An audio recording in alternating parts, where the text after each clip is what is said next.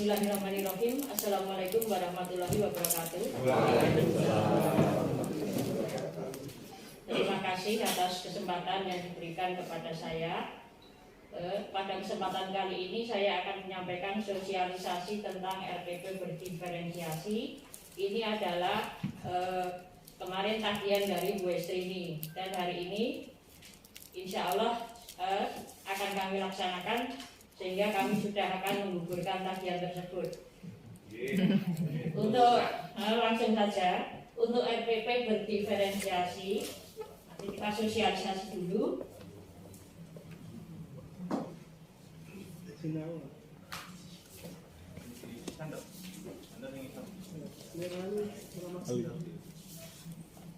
Setiap kita akan melakukan sesuatu, sebaiknya kita membuat kesepakatan kelas dulu.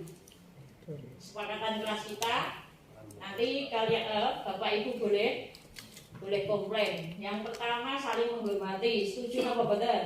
Setuju. Yang kedua, satu berbicara, semua mendengarkan. Yang ketiga, tepat waktu. Jadi mungkin nanti saya butuh 30 sampai 45 menit saja. Nanti kalau beradang tolong diingatkan. Kemudian berpartisipasi aktif. Silahkan kalau mau ada yang bertanya, kritik dan saran, semoga. Yang terakhir, fokus pada sesi belajar. Demikian kesepakatan kelas kita hari ini. Kemudian saya ingin sedikit menjelaskan apa itu guru penggerak. Kalau kemarin Bapak Ibu guru sambil guyon ya. Jadi guru penggerak itu apa toh? Penggerak. Sing obah-obah apa piye? Moto kami guru penggerak itu yang pertama adalah tergerak, bergerak dan menggerakkan. Jadi saya sudah tergerak untuk mengikuti seleksi guru penggerak dan alhamdulillah diterima. Kemudian selama ini saya dalam proses bergerak untuk mengikuti pelatihan selama 9 bulan. Dan alhamdulillah ini sudah berjalan 5 bulan. Jadi masih 4 bulanan. Dan yang terakhir nanti saya akan menggerakkan ekosistem minimal di sekolah kita agar mengikuti apa yang nanti menjadi cita-cita guru penggerak, yaitu memajukan sekolah kita. Untuk guru penggerak nanti penjenengan bisa lihat di Google. Penjenengan kan punya pacar yang sangat kecil, yang setiap hari dilus-lus, diajak tidur, kotak kecil, warna-warni. Tidak usah tanya pada saya, tidak usah tanya pada siapapun, tanya saja pada satu orang, Yayang Google. Kalau istilahnya anak-anak kan Mbak Google. Jadi guru penggerak itu pemimpin pembelajaran yang mendorong tumbuh kembang murid secara holistik, aktif, proaktif dalam mengembangkan pendidik lainnya untuk mengimplementasikan pembelajaran yang berpusat kepada murid. Kemudian, mengapa kita seharusnya tertarik untuk mengikuti pendidikan guru penggerak? Ini yang pertama, sebagai agen transformasi pendidikan. Saya sangat teringat dengan ibu guru dari SMA 1 Kartasura yang pernah kita undang kemari waktu pagi-pagi itu apa Pak? Jumat pagi itu. Jumat rohani. Ibu siapa? Saya itu. Beliau selalu berkata, we are the agent of change. Kita adalah agen perubahan. Kalau bukan kita, siapa lagi? Jadi sebagai guru, kita harus selalu berubah, mengikuti perkembangan zaman. Yang kedua, wadah pengembangan kompetensi diri. Yang ketiga, komunitas belajar guru penggerak. Kemudian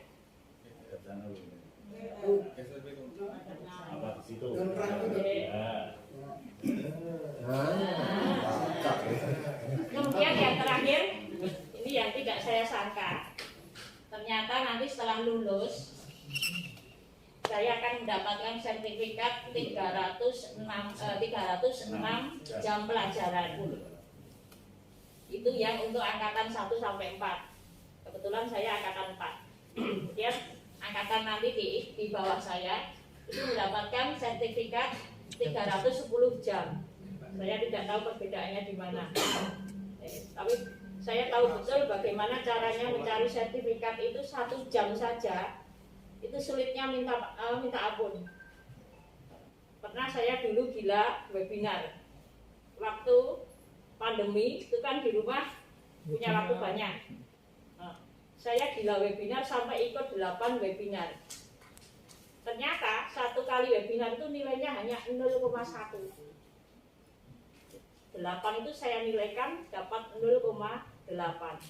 Kemudian muncul yang dari Kemendikbud itu, saya berusaha ikuti semuanya. Ternyata nilainya itu setiap kali pelatihan daring dan sebagainya itu 1.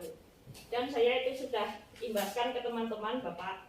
Jadi di sekolah kita sekarang sudah Bapak Ibu guru yang ingin punya sertifikat STTPL itu sudah banyak yang mengikuti seminar, webinar, pelatihan secara daring itu yang lewat Kemendikbud. Kemudian juga lewat guru berbagi, guru ID dan yang lain-lain.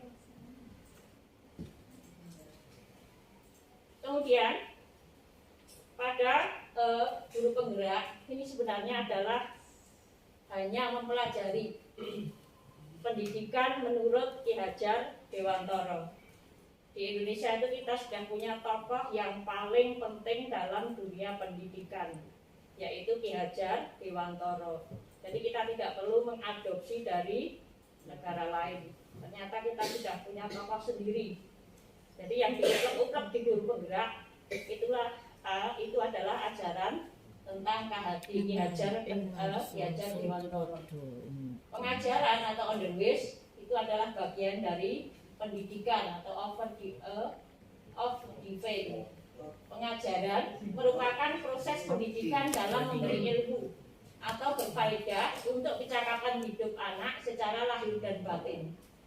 Pendidikan menuntun kodrat yang ada pada anak agar mereka dapat mencapai keselamatan dan kebahagiaan setinggi-tingginya, baik sebagai manusia maupun sebagai anggota masyarakat. Kalau dulu menurut agama ya, anak itu lahir seperti kertas putih yang belum ada coretannya, masih murni. Tapi menurut KHD, anak itu lahir sudah punya coretan-coretan, entah itu coretan yang jelek dan coretan yang bagus. Jadi tugas kita sebagai guru adalah menebalkan coretan yang bagus tadi. Jadi menebalkan perilaku yang baik, menumbuhkan perilaku yang baik. Dan itu saya setuju sekali. Karena mungkin bagi yang sudah punya anak, bagi yang sudah pernah hamil, mungkin pada saat kita hamil kan tidak mungkin kita itu 100% benar toh. Pernah ada salah, pernah miso dan sebagainya. Nah, anak yang kita lahirkan mungkin di dalam kandungan itu juga pernah mendengar seperti itu. Jadi saya sekarang setuju dengan pendapat KHD bahwa anak itu lahir sudah bawa takdirnya sendiri, sudah punya tulisan yang jelek dan tulisan yang bagus. Tugas kita sebagai guru menebalkan, membimbing mereka agar tulisan yang bagus tadi semakin bagus, semakin terlihat. Kemudian ajaran KHD itu ada beberapa. Yang paling utama adalah tentang budi pekerti. Budi pekerti itu perpaduan cipta, kognitif, karsa, afektif, sehingga menciptakan karsa atau skimotor. Kemudian yang kedua asasnya trikon, continue, belajar itu secara terus-menerus, konvergen, menggabungkan, konsentris itu terpusat. Kemudian sistemnya itu kalau di bahasa Jawanya Pak Slamet ada among, ada momong, dan ada pamong. Kemudian yang Among itu metode pengajaran dan pendidikan yang berdasarkan pada AC, ASA, dan ASO. Serta juga mengikutkan yang selalu kita ingat-ingat selalu ing ngarsa sung tulodo ing madya mangunkarsa tuturi handayani. Paling jos ya Pak, yang paling kita ingat itu. Untuk keterangannya penjenengan bisa baca sendiri. Kemudian nilai dan maaf itu peran, mohon master, bukan peran ya. Sudah tua, nek dhewe salah-salah.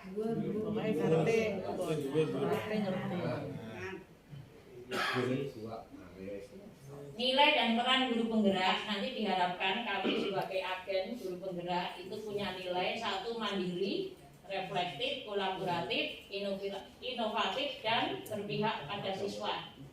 Kemudian peranan kami nanti satu menjadi pemimpin pembelajaran, yang kedua menggerakkan komunitas praktisi, yang ketiga mendorong kolaborasi antar guru, yang keempat menjadi coach bagi guru lain, dan yang terakhir mewujudkan kepemimpinan pada murid. Visi dan misi guru penggerak yaitu mewujudkan anak-anak Indonesia yang memiliki profil pelajar Pancasila. Inilah yang nanti akan kita bahas, di mana profil pelajar Pancasila itu diantaranya satu, beriman dan bertakwa kepada Tuhan Yang Maha Esa. Tentu saja yang pertama itu dengan yang di atas dulu. Yang kedua bersifat mandiri, tiga inovatif, 4 berkebinekaan global, 5 mampu hidup bergotong royong, dan mampu bernalar kritis. Itu adalah cerminan profil pelajar Pancasila. Kemudian nanti juga di dalam pembelajaran kita harus selalu menumbuhkan budaya positif, tidak hanya dalam pembelajaran saja, tapi dalam kehidupan sehari-hari selama kita berada di sekolah, di dunia pembelajaran yang ada di lingkungan ini. Budaya positif itu merupakan perwujudan dari nilai-nilai atau keyakinan universal yang diterapkan di sekolah. Jadi sebenarnya pada saat waktu kita mungkin peran wali kelas ya, pada waktu saat kita pertama kali masuk ke kelas, pada saat perkenalan dan sebagainya, kalau kita dulu tahunya aturan kelas atau tata tertib. Nah, kalau di guru penggerak nanti yang ditekankan itu adalah keyakinan kelas. Kalau peraturan itu yang membuat guru, mungkin pemangku kepentingan yang ada di sekolah. Tapi kalau keyakinan kelas itu nanti yang membuat kesepakatan antara guru dengan murid. Jadi ada komunikasi, ada diskusi. Contoh paling gampang kesepakatan kelas itu nanti kita buat terus ditempel di dinding. Nah, setiap hari anak akan melihat. Misalnya tidak boleh ada kata-kata tidak dan sebagainya. Saling menghormati, menjaga kebersihan, seperti itu. Itu contoh keyakinan kelas, dan yang lain-lain yang sifatnya positif.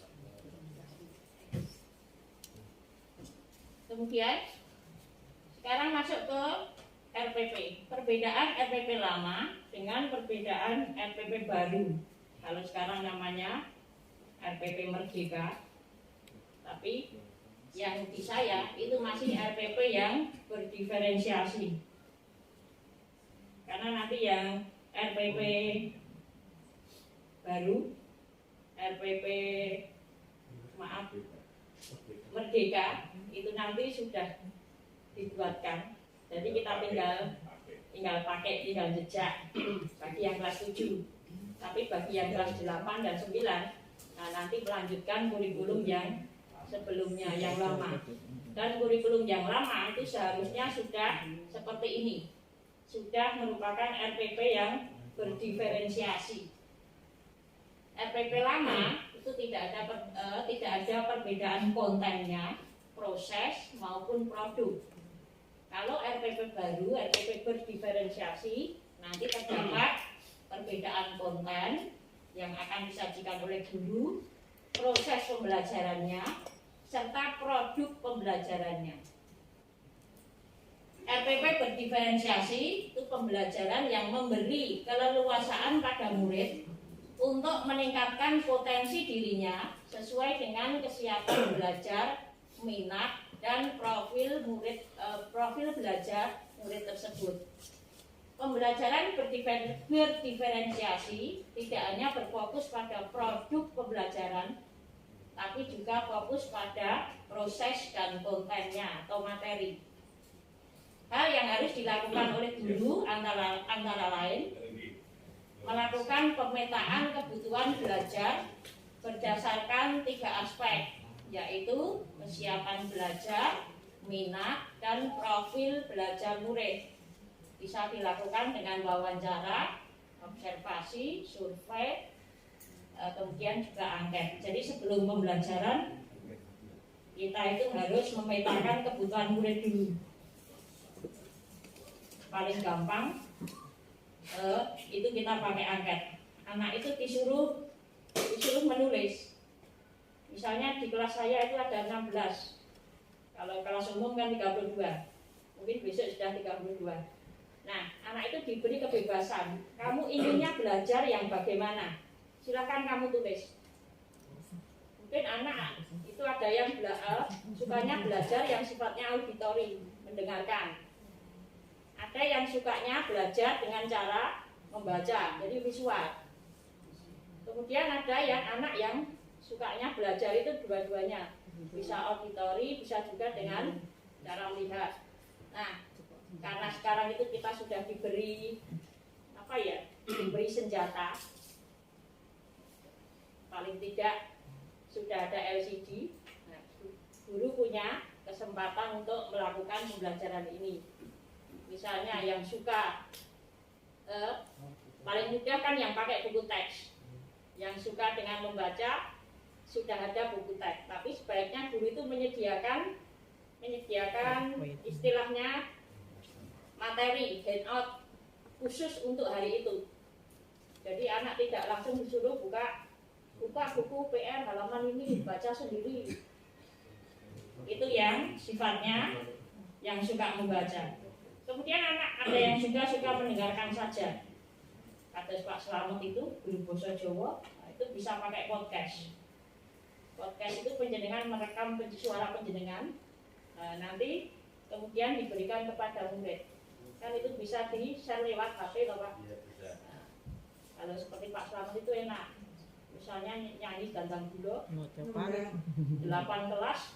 Sorenya dikirimkan dulu. Ya, kalau suruh nyanyi beberapa kali di 8 kelas bingoren mungkin.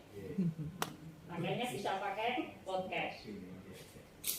Kemudian yang suka mendengar, suka melihat, nah guru itu pasti sudah punya bahan. Paling gampang kan PPT, PowerPoint. Nah, itu kita bisa share ke anak atau bisa kita tayangkan lewat LCD. Nah, karena sekarang anak itu sudah punya teman tadi, punya teman tersayang HP. Nah, itu bisa kita share lewat HP. Jadi anak nanti dalam belajar itu seperti dikotak-kotakkan. Sing seneng maca di bagian sini misalnya. Sing seneng ngrungok ketok, nanti kita beri seperti dikelompokkan bagian situ. Yang suka melihat video, maksudnya video pembelajaran loh ya. Jadi guru nanti juga harus berkeliling. Itu bisa lihat, kalau terpaksa tidak ada LCD, bisa lihat di HP. Guru berkeliling tinggal mengarahkan. Itu untuk yang kontennya. Diferensiasi konten tadi saya sudah. Konten itu adalah apa yang kita ajarkan kepada murid. Konten dapat dibedakan sebagai tanggapan terhadap kesiapan, minat, dan profil belajar murid maupun kombinasi dari ketiganya. Guru perlu menyediakan bahan dan alat yang sesuai dengan kebutuhan belajar murid. Tadi sampun. Kemudian diferensiasi proses.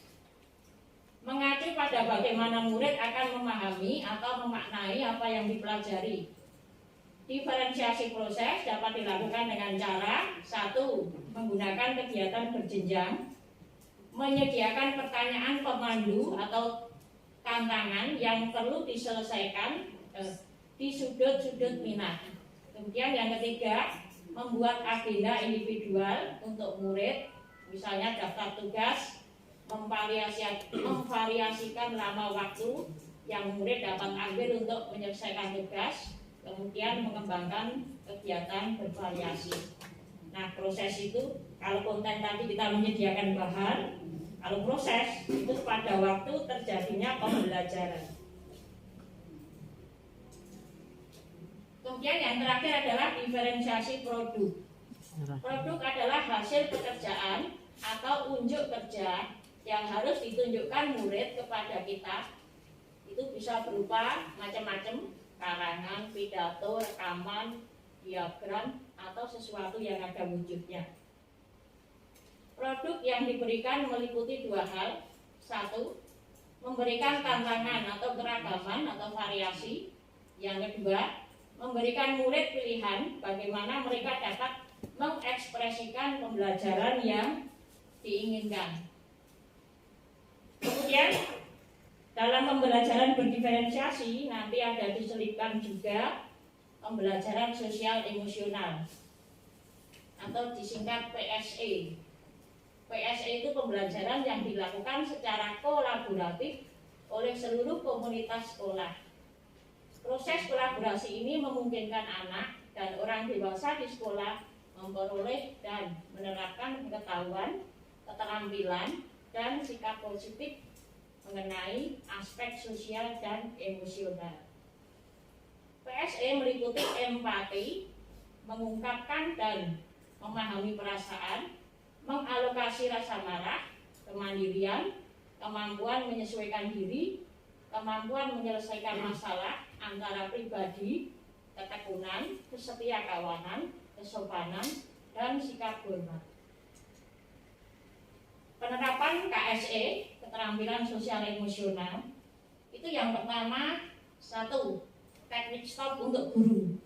Jadi bagi kita guru sebelum belajar, sebelum melakukan pembelajaran, sebelum ke kelas, itu kita bisa melakukan teknik stop dulu.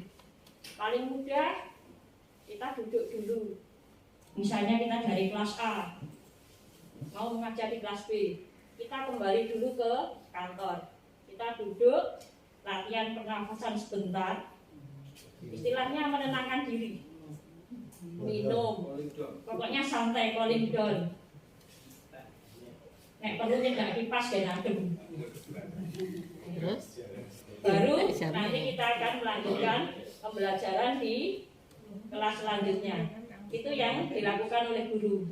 Terserah bagaimana enaknya. Pokoknya kita tidak membawa masalah, entah itu yang ada di rumah atau yang ada di kelas sebelumnya, ke kelas yang akan kita ajar. Yang kedua, itu teknik stop untuk murid. Itu bisa kita lakukan dengan cara latihan pernafasan. Jadi murid disuruh memejamkan mata, kemudian mengatur pernafasan. Terus kita sebagai guru bisa membacakan cerita-cerita yang menyentuh hati. Sejenak saja.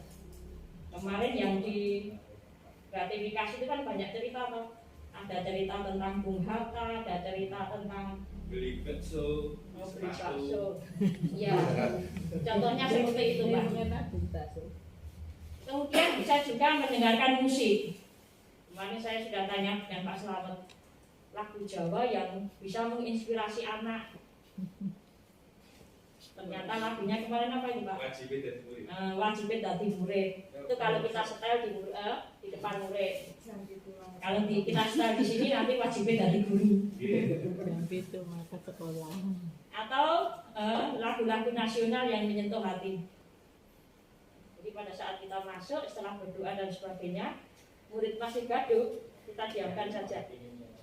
Langsung saja kita setel, bisa pakai HP kan. Tolong dengarkan. Nah, mereka lama-lama kan diam sendiri. Bahkan kemarin sudah saya praktekkan, itu ada yang nangis. Lagu apa, Bu? Indonesia Pusaka. Kan itu kan begini, sudah secara yang sebelum tadi saya ingin masuk lebih agak tentang itu menarik dan sekaligus menantang. Ketika menyampaikan konten itu kan bayangan saya yang membayangkan bahwa di suatu kelas itu ada beberapa titik kelompok anak dengan masing-masing pilihan model pembelajaran yang dipilih. Nah, masalah yang saya tanyakan, nanti penilaian model ini proses apa hasil apa perpaduan seperti di kurikulum sebelumnya. Kalau itu sudah, kalau masih nilai proses, dari penilaiannya di sana, betul? Proses itu kan kegiatan pada saat pembelajarannya. Mengamati proses. Itu nanti dengan penilaian sikap, Pak. Nanti penilaian itu kan ada 3.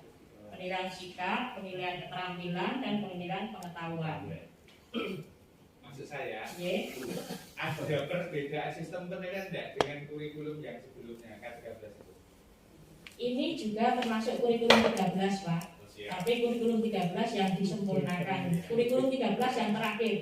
Artinya, instrumen penilaian kita lakukan bisa belajar seperti yang kemarin-kemarin. Hanya di kelas nanti model seperti itu akan terjadi sekali bila kita masukkan penilaian di sana. Terima kasih, itu saja. Matur nuwun. Saya lanjut. Kemudian mendengarkan musik sudah, mendengarkan cerita. Kemudian bisa juga kita lakukan dengan ice breaking untuk membangkitkan semangat. Ice breaking itu kita bisa lihat dari YouTube, itu banyak sekali. Kemarin saya di matematika gitu loh, saya lihat itu anak dan gurunya itu menggambarkan angka 1, 2, 3 itu pakai gerakan tubuh. Jadi 1, 2 gitu. Nah saya bayangkan yang melakukan bunuh itu biaya.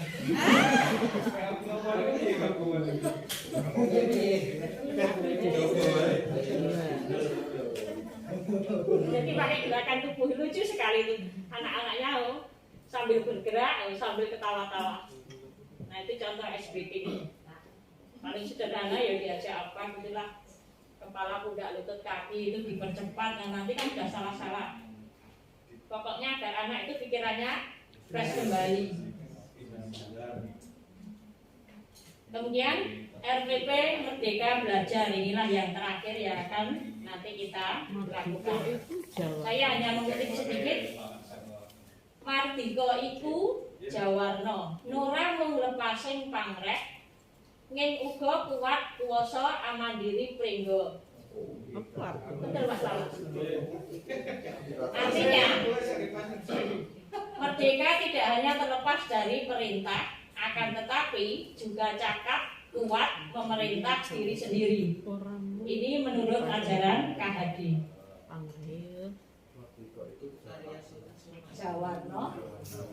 Jawarnyo.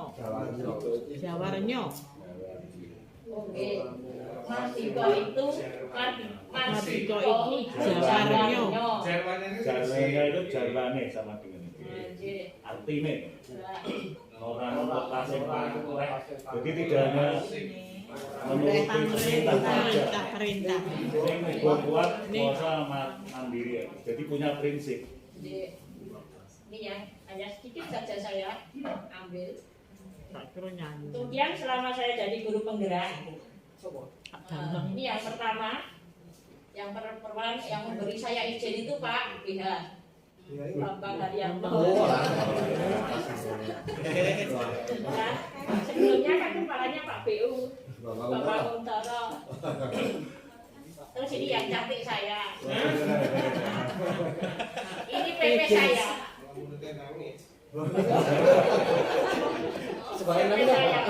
Pengajar praktik saya kirain mindset saya kalau pengajar praktik itu seperti Pak Haji, sudah 55 ke atas menjelang, pokoknya masa kerjanya masih 5 tahun. ternyata saya salah. Ternyata PP saya ini umurnya baru 35. Dan banyak yang masih muda-muda lagi. Ternyata syarat jadi kita itu diberi pilihan. Silahkan pilih mana. Pilih mau jadi CGP atau mau jadi PP. Nah, karena Pak Aji itu dulu juga seperti saya. Wah, kan data CGP rasa ibu. Coba Pak PP. Oh. Wah, ini CGP nih. Nah, iya. Ikatan guru. Kemudian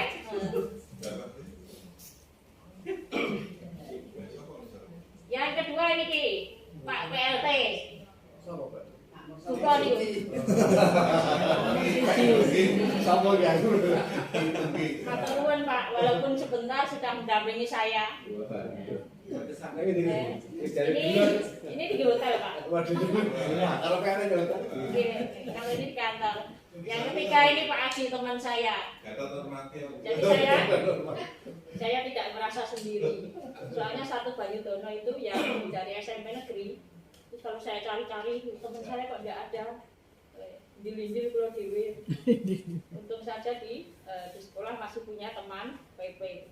Jadi tingkatannya di atas saya bisa ngasuh lalu pada beliau.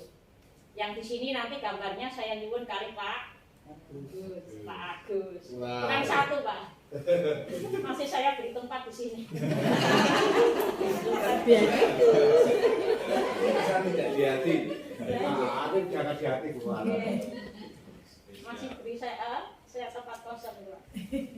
Kemudian terima kasih. Ini kesan murid-murid saya terhadap saya setelah pembelajaran.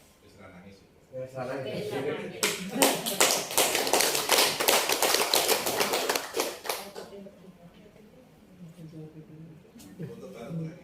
Saya rampung. Wah, dari rata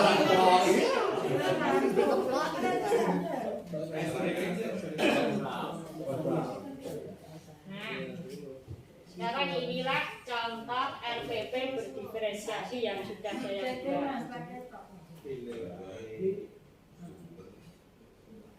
Biasa di paling atas itu identitas. Karena saya IPA ya, ambilnya IPA. Pada RPP itu yang paling utama memuat 3.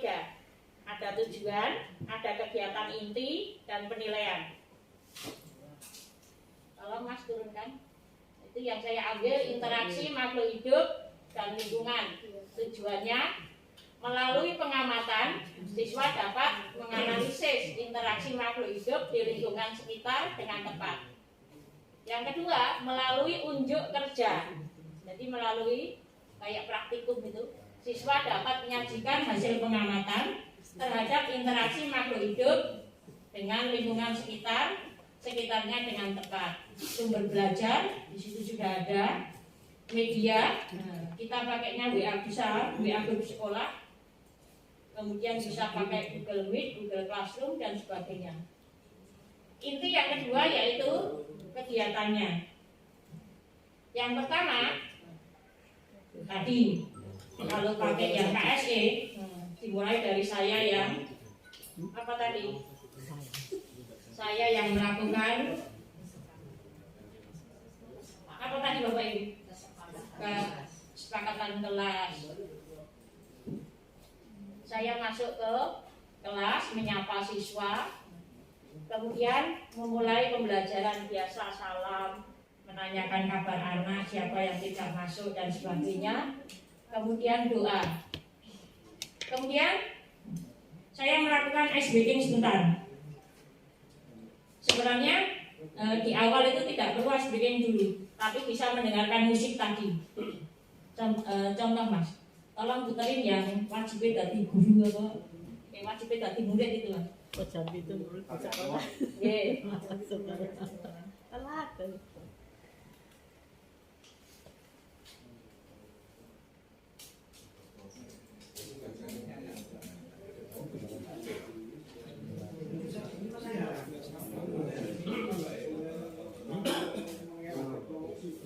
Jadi pada saat kita masuk, setelah bersalam kabar, terus kita kita suruh anak-anak itu untuk mendengarkan musik sebentar.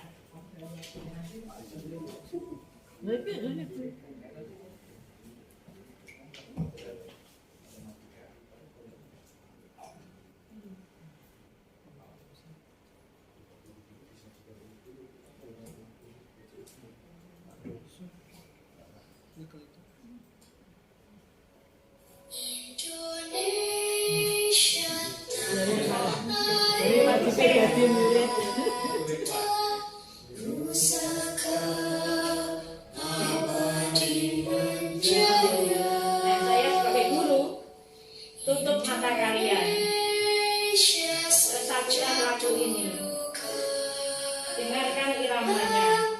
Saya akan lakukan seperti itu. Atur nafas kalian.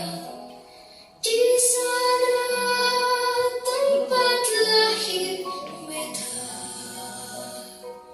dibuat dibesarkan muda,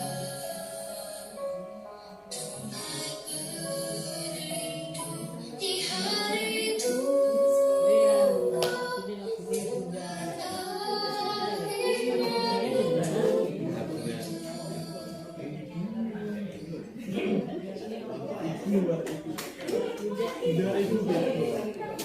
Nah, ternyata anak-anak setelah mendengarkan lagu itu, bagaimana perasaan kalian? Ini yang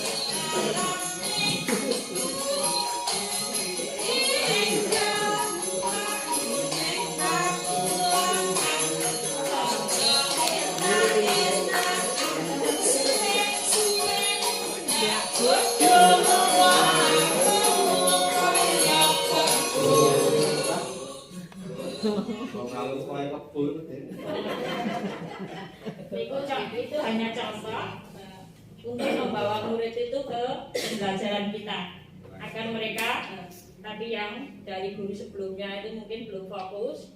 Setelah kita ajak bersalam kabar, berdoa, kemudian mendengarkan murid tadi, baru kita masuk ke inti. Intinya yaitu di sini ada diferensiasi konten. Siswa mengamati lingkungan sekitar, bisa berupa gambar tadi yang sudah kita siapkan, kemudian bisa berupa video. Kalau saya karena hanya mengamati lingkungan sekitar, itu bisa dengan cara siswa saya lepaskan keluar. Boleh lihat YouTube yang saya kirim, boleh lihat link yang saya kirim, boleh langsung keluar. Amatilah lingkungan di sekitar, maksudnya lingkungan sekitar kelas. Kan di depan kelas itu banyak pohon dan sebagainya. Nah, itu sudah termasuk diferensiasi konten. Jadi saya sudah menyiapkan bahan, kemudian menyiapkan tadi yang suka PPT ya saya siapkan pakai PPT, bisa saya kirim HP. Yang suka praktik langsung mengamati ke lingkungan. Kemudian yang kedua, siswa bersama guru melakukan tanya jawab tentang gambar atau video yang telah mereka amati. Pertanyaan pemandu tentang komponen penyusun ekosistem, bagaimana interaksi dalam ekosistem, dan pola interaksi makhluk hidup.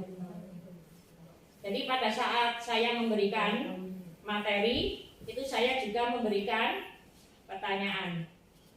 Kemudian siswa menyimak penguatan yang diberikan oleh guru.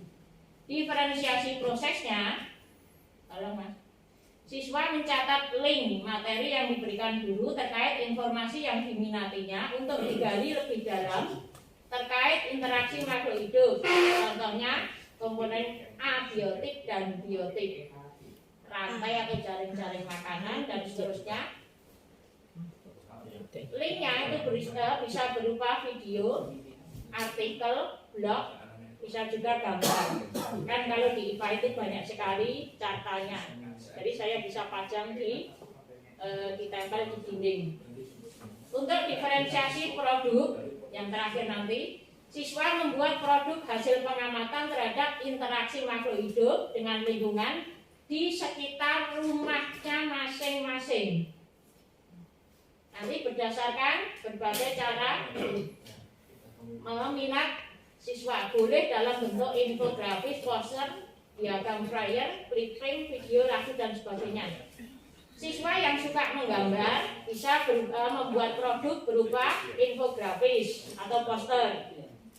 Yang suka gambar kan yang diamati lingkungan sekitar.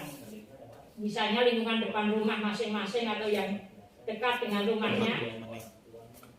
Nanti siswa akan menggambar. Yang suka praktik langsung, nanti bisa membuat video.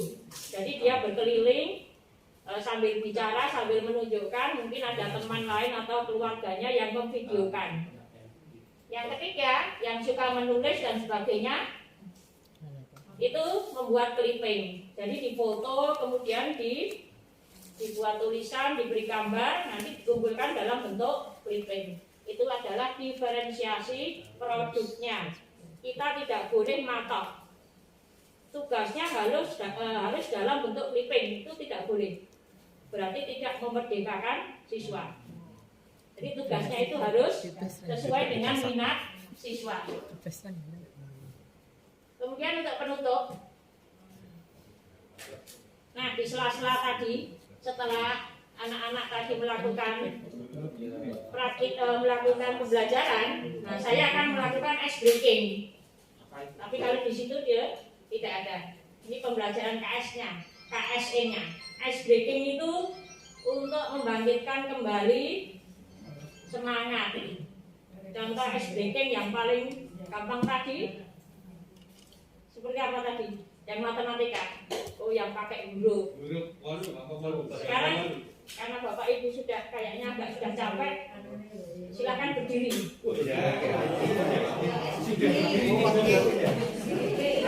Angkat tangan.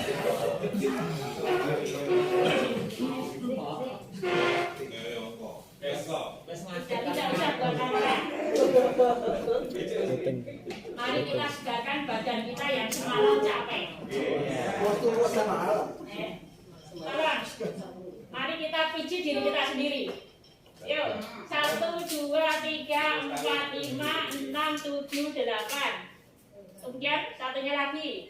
1, 2, 3, 6, 7, 8, 8.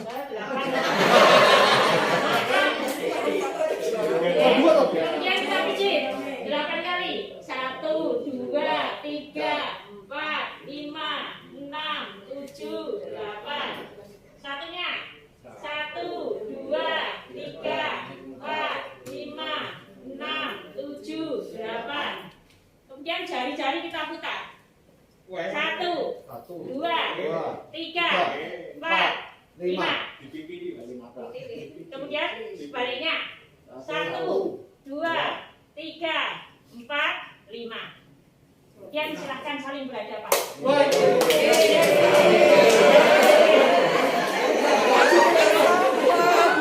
Tony.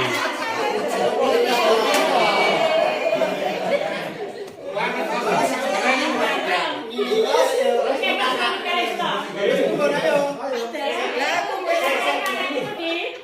Maka Pak Salah, berdiri Pak Salah. Atas ya. Takol dilepas, jodoh lepas lampu.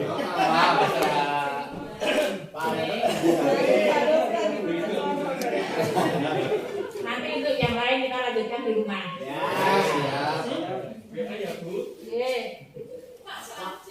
Kemudian untuk titik kan masalah.